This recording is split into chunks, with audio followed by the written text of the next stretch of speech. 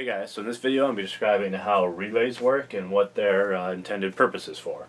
So as stated here, the purpose is to control a large current circuit using a small amount of current. And here I have an example of two different circuits. Essentially from this side over is one, you got a battery, a switch, and a motor. And over here is another one with an ECU and magnetism side of the relay. So as it states, you're controlling a large current circuit using a small amount of current. So this over here is the large current side, and you have the switch here. And this over here is the small current side. This small current side over here is controlling this side over there. So how does the relay work and all this work essentially? So if you, say you turn something on, like this motor here is maybe a motor to control something, whether it's maybe like a seat motor, a window motor, or even something for the engine. The engine will get the input over here from you telling it to do it, and it will then send an output to essentially turn all this on. So how it works is this relay is basically an electronically controlled switch. So the ECU will send 12 volts out once it knows that it needs to turn something on. It'll send 12 volts out here, and that 12 volts will go down through this. And this is basically a coil. As electricity, as we know, it creates magnetism.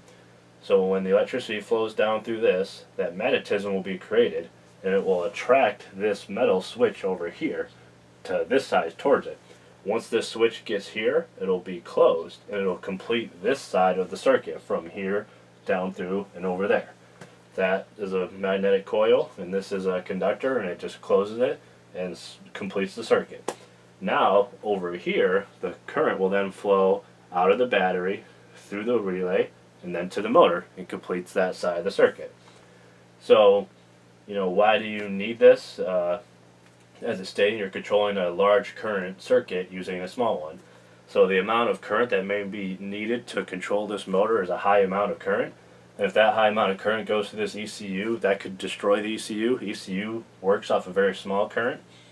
So you don't want, you may need 5 amps to control this motor. If you get 5 amps in a ECU, that could blow it. So it's controlling that circuit using a small amount. And that's pretty much how it works. They can be different motors. It can even be something like, a fuel injector or something like that the ECU controls. But the whole purpose is so that you don't have to have this essentially, say, 5 amps flowing through this ECU.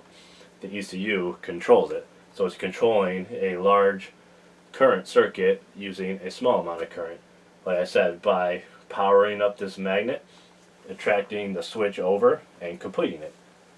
Now relays, sometimes they could be different. Sometimes in this case, this relay is normally open.